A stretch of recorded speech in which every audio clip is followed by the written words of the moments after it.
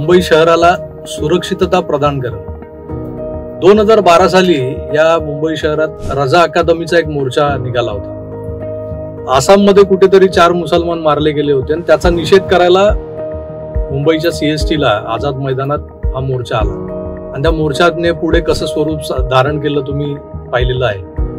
त्याच धर्तीवर एक मोर्चा स्वरा भास्कर गेल्या आठवड्यात काढणार होती आणि तिने ज्या पद्धतीनं आवाहन केलं होतं, सगळेच डावे पक्ष CPI, CPIM आणि त्यांचे जेवढे तुकडे आहेत ते सगळे एकत्र येऊन समाजवादी पार्टी यांनी मिळून तो मोर्चा आयोजित केला होता आणि पुन्हा एकदा तसंच रजा अकादमी सारखा गोंधळ तिथे होईल अशी शंका निर्माण झाली होती. सुदैवानं मोठ्या प्रमाणात त्याच्या विरोधात आवाज उठवला गेला आणि तो त्या मोर्चाला परवानगी देणं टाळलं गेलं. पण तत्पूर्वी असं कळतं की त्या मोर्चाला परवानगी दिली गेली होती.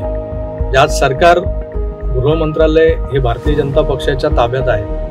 असं असताना ह्या ज्या काही प्रिकॉशन्स किंवा या ज्या काही खबरदाऱ्या घेणं गरजेचं असताना हे जे काही अशा काही गोष्टी ज्याला आपण कम्युनल ऍक्टिव्हिटीज म्हणतो त्या करणाऱ्यांना आपण कुठेतरी रोखू शकतो का?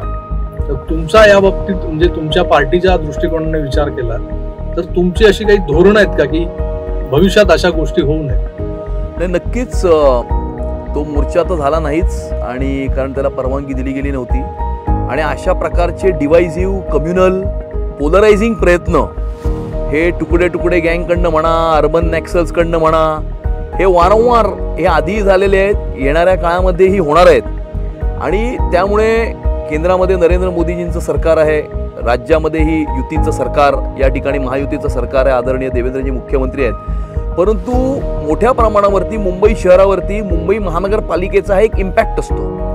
मुंबईकरांना भेडसावणाऱ्या 60 ते 70% समस्या मुंबई महानगरपालिकेशी निगडीत असतात. पाण्याची असेल, कचऱ्याची असेल, गटाराची असेल किंवा अन्य कुठल्याही समस्या असतील आणि त्यामुळे मुंबई महानगरपालिकेमध्येही अशाच प्रकारचं एक विजन असणारं ॲडमिनिस्ट्रेशन, स्वच्छ प्रशासन आणि मुंबईमध्ये अशा प्रकारचे कुठलेही डिवायझिव्ह कम्युनल पॉलिटिक्स होऊ न देण्याकरता हे आमचं येणाऱ्या काळामध्ये आमचं धोरण असणार आहे.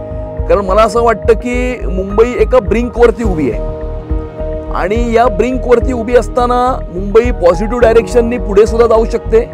नरेंद्र मोदीजींच्या विजननुसार आदरणीय देवेंद्रजींनी ज्या प्रकारे मुंबई शहराला पुढे नेलंय त्या प्रकारे पुढे मुंबई महानगरपालिकेचं प्रशासन जाऊ शकतं.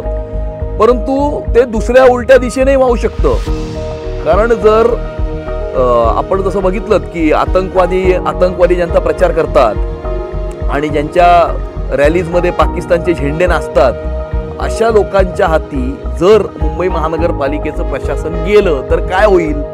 तर होईल हेच की मुंबईच्या प्रत्येक वॉर्डामध्ये कोणतरी हारून खान असेल, मुंबईचा प्रत्येक रस्ता हा मोहम्मद अली रोड असेल किंवा कुठला तरी बांगलादेशी शरीफुल इस्लाम हा प्रत्येक मुंबईकराच्या दरवाज्यावरती उभा असेल किंवा कदाचित उद्या कुठला तरी खान मुंबईचा महापौर असेल आणि त्यामुळे मुंबईचं इन्फ्रास्ट्रक्चर डेव्हलपमेंट, विकास, उन्नती, प्रगती होत असताना मुंबईची सुरक्षा आणि सुरक्षितता, मुंबई आणि मुंबईकरांची सेफ्टी आणि सिक्युरिटी, कारण आपण असं म्हणतो ना की there cannot be any prosperity without security. सुरक्षिततेशिवाय संपन्नता ही कुठेही जगामध्ये होऊ शकत नाही आणि त्यामुळे आपली सिक्युरिटी, मुंबईकरांची सिक्युरिटी पण ही तेवढीच इम्पॉर्टंट आहे, महत्त्वाची आहे. आणि त्यामुळे एकाच म्हणजे नरेंद्र मोदीजींच्या विजनमध्ये विश्वास ठेवणारं जर प्रशासन आदरणीय देवेंद्रजींच्या नेतृत्वामध्ये चालणार असेल तर मुंबईचा विकासही होईल आणि मुंबई सुरक्षितही राहील.